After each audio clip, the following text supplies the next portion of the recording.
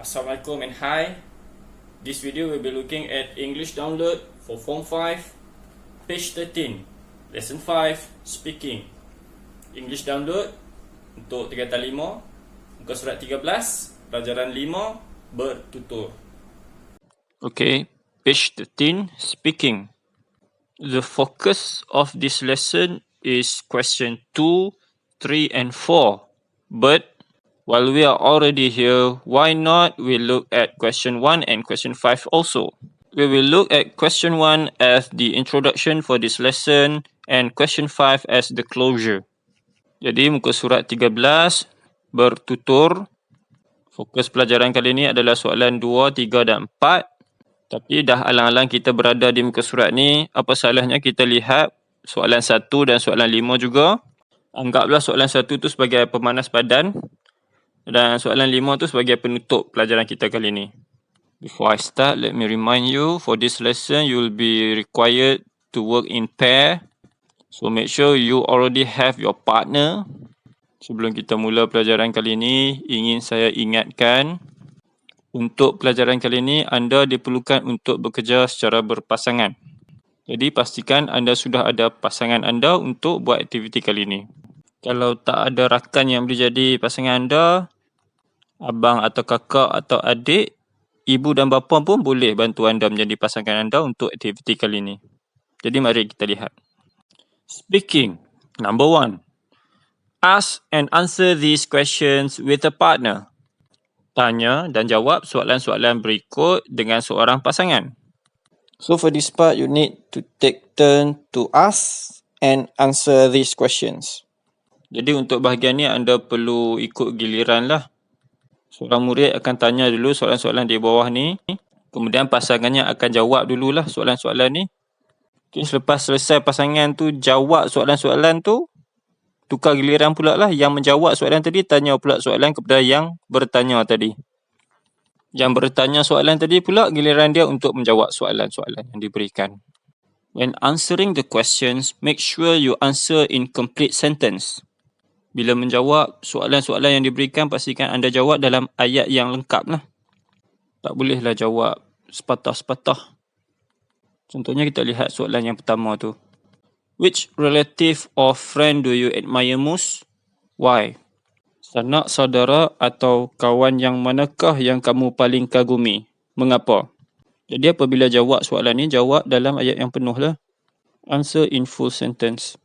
Contoh kamu nak cakap kawan yang kamu kagumi tu nama dia Abu. Jadi kena jawab dalam ayat penuh lah. The friend that I admire the most is Abu. Why? Because he is kind. Baik hati. Tak bolehlah kamu jawab pendek-pendek sepatah-sepatah. Contohnya, Abu. Why? Kind. Macam tu tak bolehlah jawab ayat penuh. Okay, next. Did you meet most of your friends at school or in other places? Adakah kamu bertemu kebanyakan kawan kamu di sekolah ataupun di tempat lain? Do you spend most of your free time with your friends or your family? Which do you prefer? Adakah kamu meluangkan kebanyakan masa luang kamu dengan kawan-kawan ataupun dengan keluarga? Yang mana satu anda lebih suka? Ingat, jawab dalam ayat yang penuh. Bukan untuk bahagian ni saja. Soalan-soalan lepas ni pun semua kena jawab dalam ayat yang penuh. 2. When someone asks you for your opinion about something that is worrying them, it is important to be polite and show understanding when you answer. Jika seseorang bertanya akan pendapat anda tentang sesuatu yang membuatkan dia risau, amatlah penting bagi anda untuk sopan dan juga memahami ataupun bertimbang rasa ketika anda menjawab. Put a tick against these sentences if they are polite and understanding, and put a cross if they are not. Tandakan tick tu, tanda right tu lah. Pada ayat-ayat ini jika ia adalah sopan dan juga bertimbang rasa. Tandakan pangkah, cross tu. Tandakan pangkah jika ayat-ayat tersebut tidak sopan dan bertimbang rasa. Number 1. Well, obviously you should. Maksud ayat ni lebih kurang bila ada orang tanya pendapat kamu lah tentang apa yang perlu dibuat, kamu jawab Lah, dah terang-terang lah awak kena buat macam ni. Ataupun dah sah-sah lah kamu kena buat macam ni. Lebih kurang macam tu lah. Jadi, sopan ataupun tidak, bertimbang rasa ataupun tidak. Kalau sopan dan bertimbang rasa, tandakan right pada kotak tu. Kalau tidak, tandakan pangkah. 2. I think it might be best to. Saya rasa jalan yang terbaik untuk diambil adalah. 3. If I were you, I would. Jika saya adalah awak, saya akan. 4. I can't believe you are considering. Saya tak sangka awak mempertimbangkan untuk. 5. In my opinion, you should. Pada pendapat saya, awak patut. 6. Is a terrible idea. Adalah idea yang teruk. 7. It is a difficult decision, but. Ia adalah keputusan yang sukar, tetapi. 8. You're not really going to. Are you? Awak bukannya betul-betul akan buat benda tu, kan?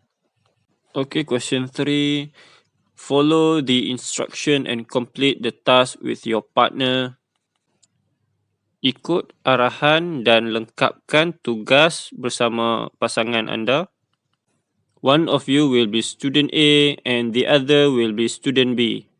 Salah seorang daripada kamu akan menjadi pelajar A dan seorang lagi akan jadi pelajar B. Technically, untuk pelajar sekolah, kita sepatutnya guna pupils, iaitu murid, dan bukannya student, pelajar. Tetapi untuk mengelakkan kekeliruan, kita ikut sajalah buku ni dulu. Untuk pelajaran ni saja, kita guna student A, student B juga. Use the words and phrases in the language bank to help you. Gunakan perkataan-perkataan dan frasa-frasa di bahagian language bank untuk membantu anda. We will look at the language bank later. Now we will look at your task first. Okay, language bank ni nanti kita lihat kemudian lah. Kita tengok dulu apa yang nak kena buat. Okay, student A. Look at the pictures and use the information on page 188 to answer student B's questions.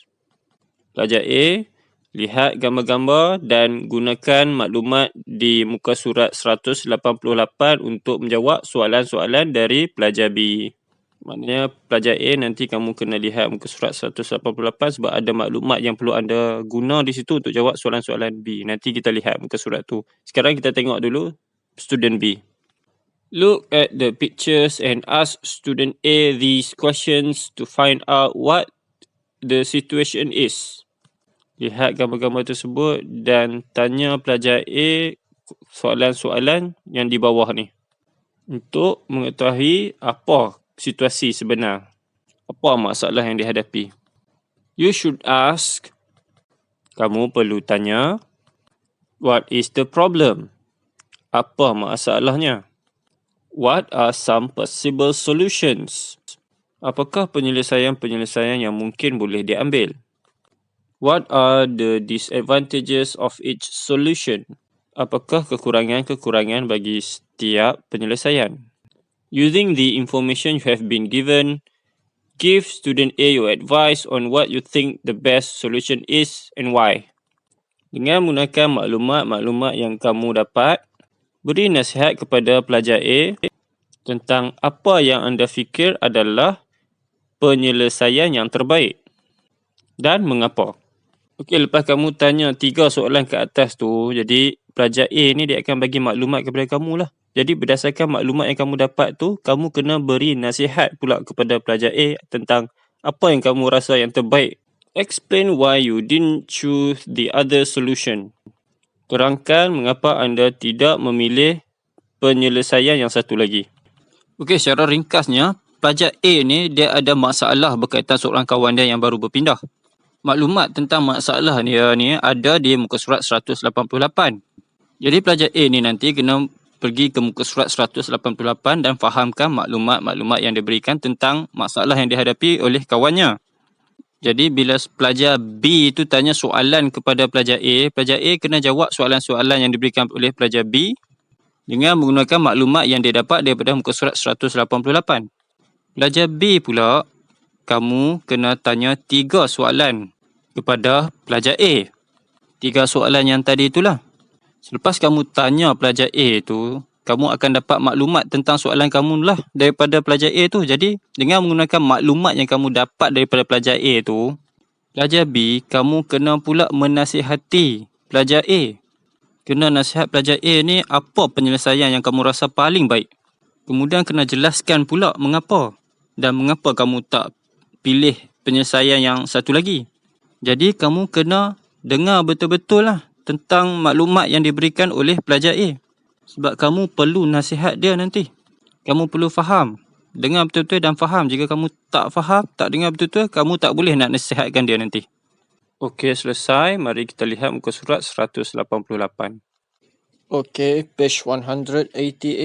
Let's look at Unit 1, Question 3. Muka surat 188. Mari lihat Unit 1, soalan 3. Unit 1, 3. Student A information. Maklumat untuk pelajar A.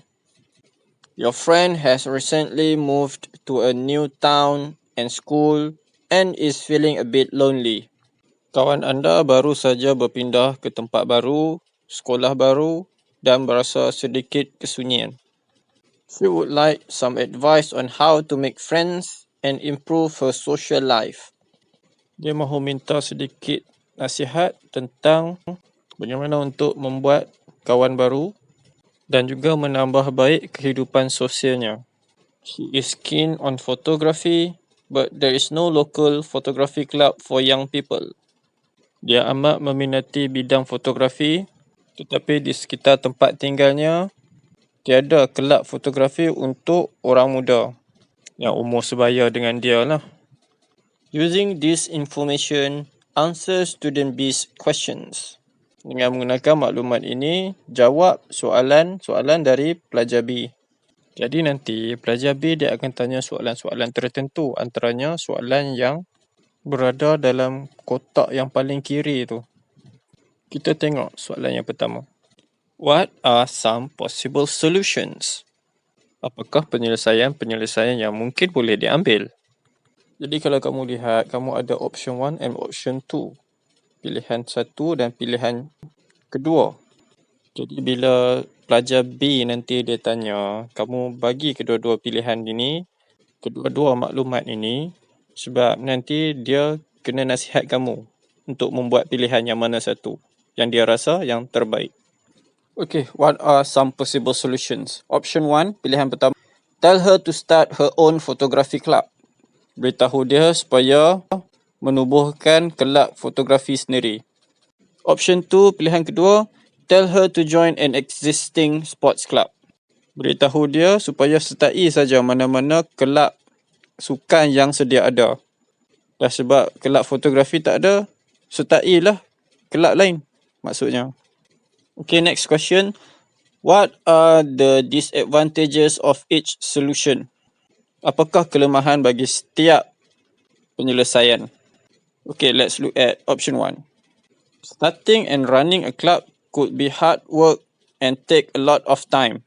Menubuhkan dan menguruskan sebuah kelab mungkin sangat sukar dan ia memakan banyak masa. Your friend will need to be well organised and confident. Kawan anda tu perlulah menjadi seorang yang sangat teratur dan juga berkeyakinan tinggi. Okay, let's look at the weakness for option 2. Mari kita lihat kelemahan pilihan kedua. Your friend won't be doing the activity she really wants to do and won't meet people with the same interests. Kawan anda tu sebab dia tidak sertai kelab fotografi yang dia minat, dia tak dapatlah buat aktiviti yang dia minati.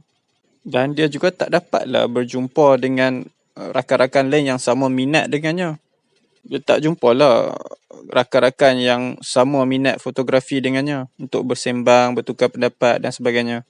Okay, before you start doing the activity, let us look at the language bank. Sebelum anda mula buat aktiviti, mari kita lihat dulu language bank.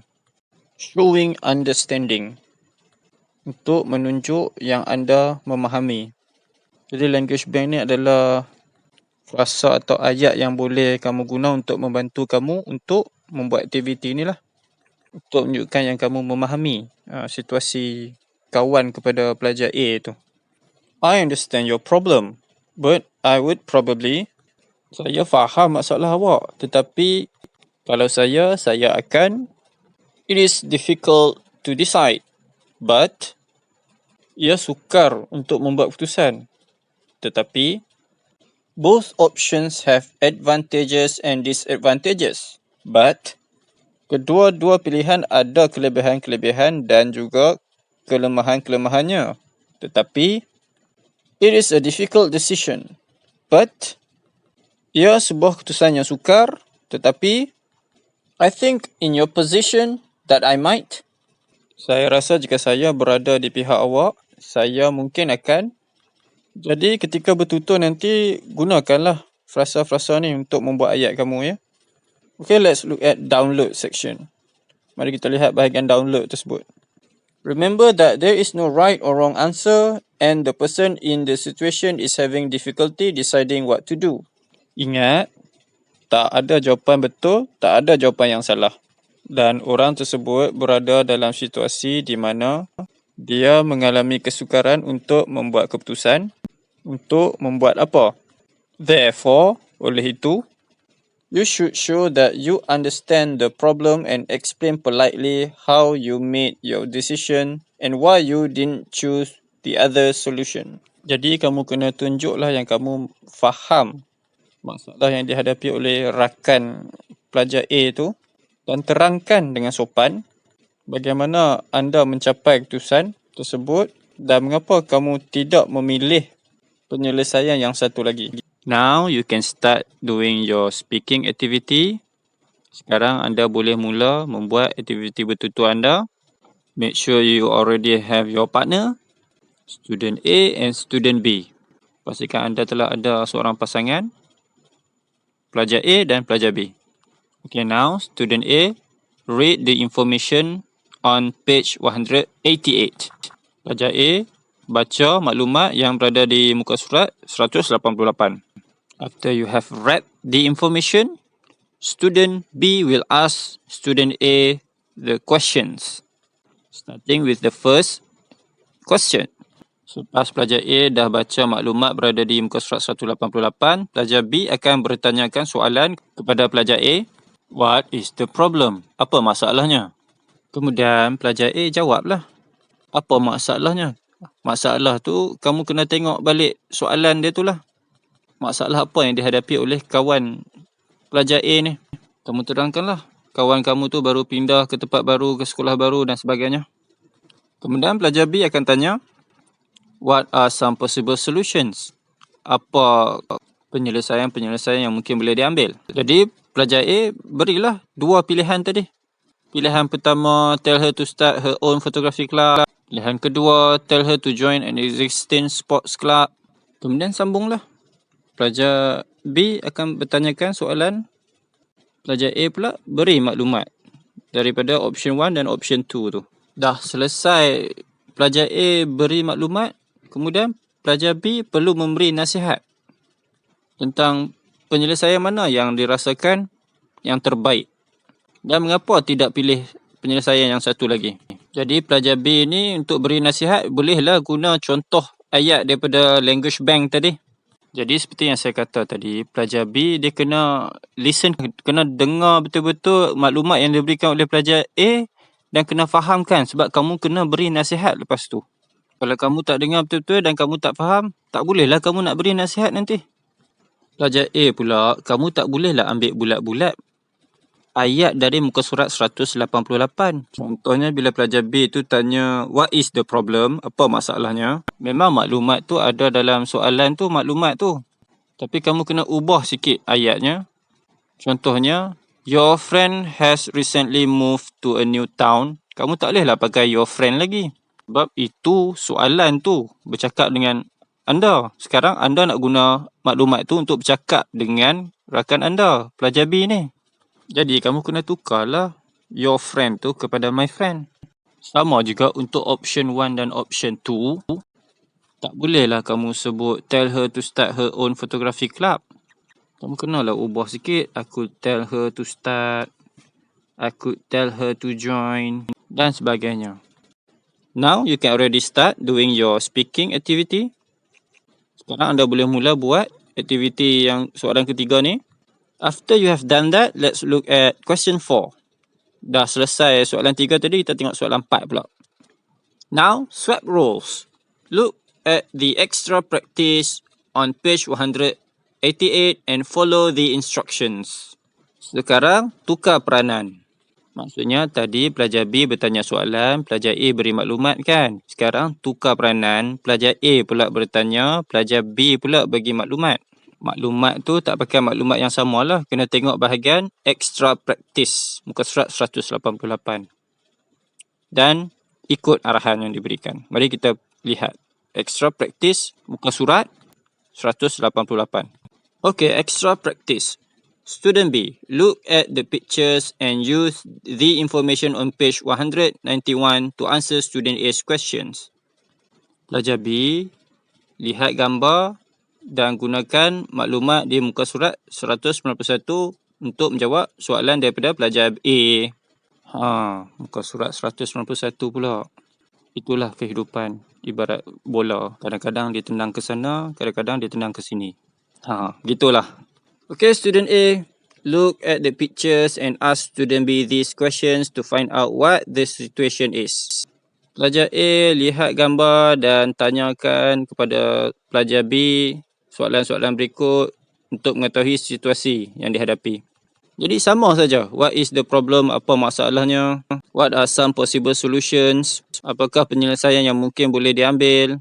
What are the disadvantages of each solution? Apakah kelemahan bagi setiap penyelesaian?